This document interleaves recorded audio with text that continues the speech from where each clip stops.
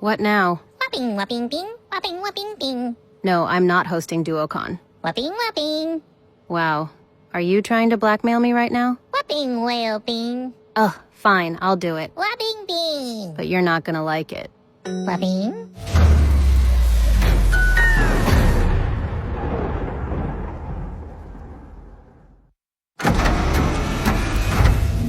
Ugh, I guess we're doing this.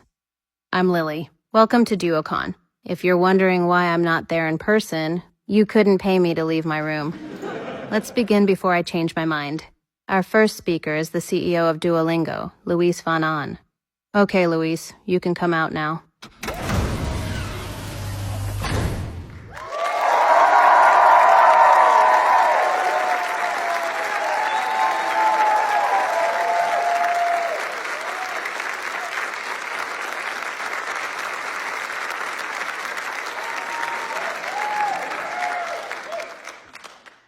Education is everything.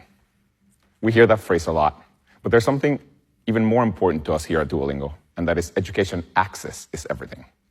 Welcome to Duocon 2025. My name is Luis Van Aan, and I am the CEO and co-founder of Duolingo. Now, I am from Guatemala. This is a public service announcement. That is where Guatemala is. It is right below Mexico. A lot of people talk about education as something that brings equality to different social classes, but I always saw it as the opposite, as something that brings inequality. Because what happens in practice is that people who have a lot of money can buy themselves really good educations, whereas people who don't have very much money, especially in poor countries, barely learn how to read and write, and therefore never make a lot of money. Now, what we wanted to do at Duolingo when we started it was to give access to education to everyone, regardless of whether they had money. And I'm very proud to say that since we launched 13 years ago, we have made a meaningful difference in access to language education.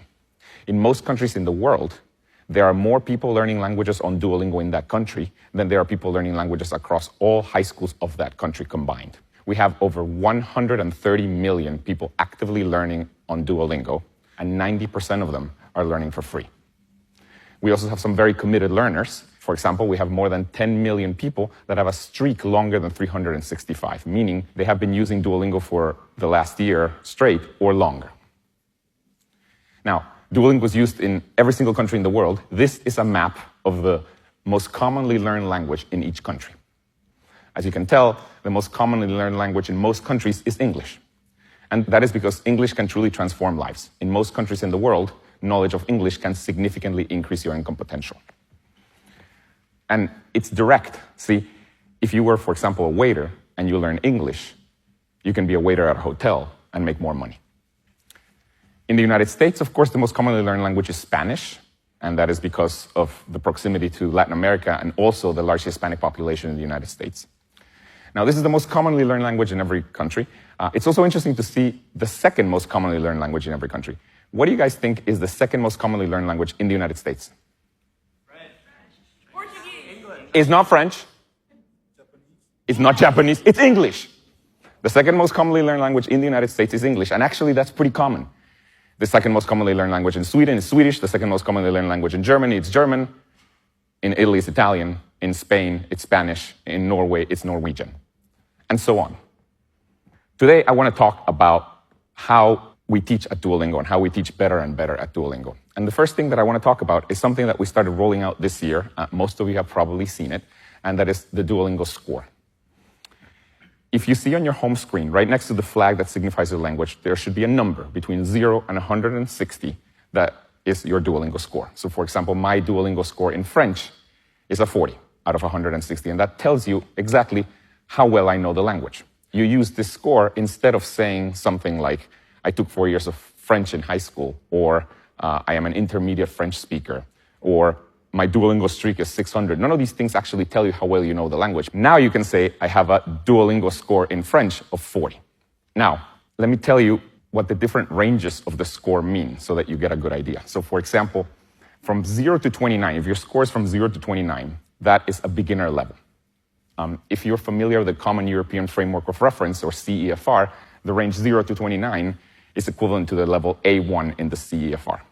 Here, you learn things like the present tense, or simple greetings, or very common words. The type of sentence that you would see in this level, or in this range of scores, is something like, the dog runs fast.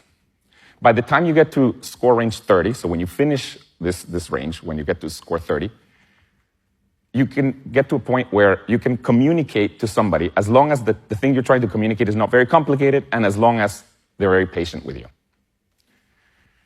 The range 30 to 59 of Duolingo score is like a pre-intermediate level.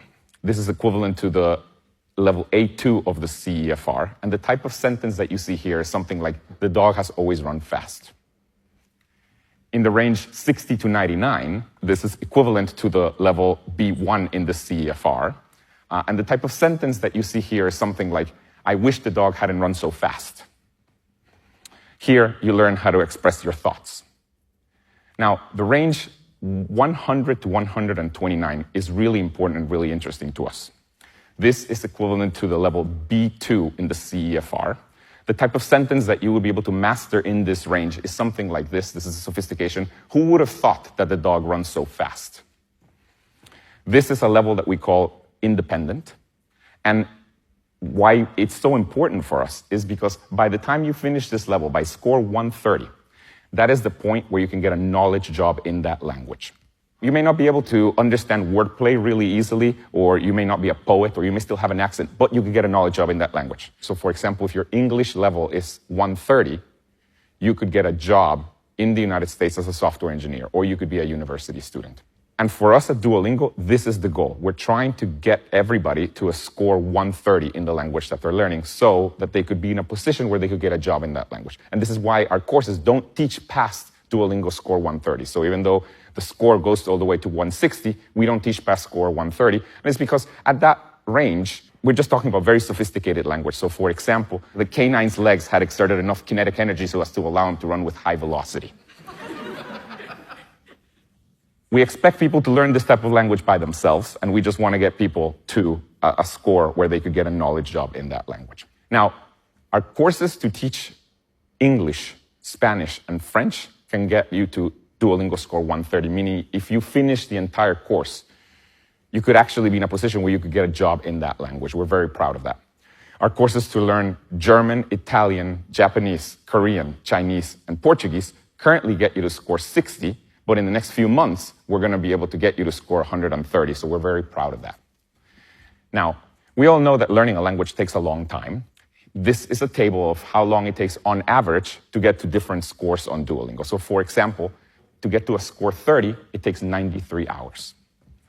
Now, if somebody tells you that they have a streak of 1,000, that shows that they're very committed. But if they only do one lesson of Duolingo per day, each lesson takes about 3 minutes, after 1,000 days, you've only done about 50 hours of work. So if somebody tells you they have a streak of 1,000, you should congratulate them because that means they are very committed. However, it may not mean they know a lot of the language because they have not even passed the beginner level. So this is why it's much better when you're talking to somebody to tell them what your Duolingo score is rather than what your Duolingo streak is.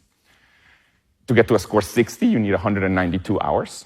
To get to a score 100, it takes about 397 hours. And to get to a score 130, remember, this is the place where you could be good enough in that language to get a job in that language, it takes about 550 hours. Now, we're very proud of the fact that after 554 hours, you can get to a pretty advanced level of the language. Now, for some of you, 550 hours may seem daunting because it seems like a lot of time.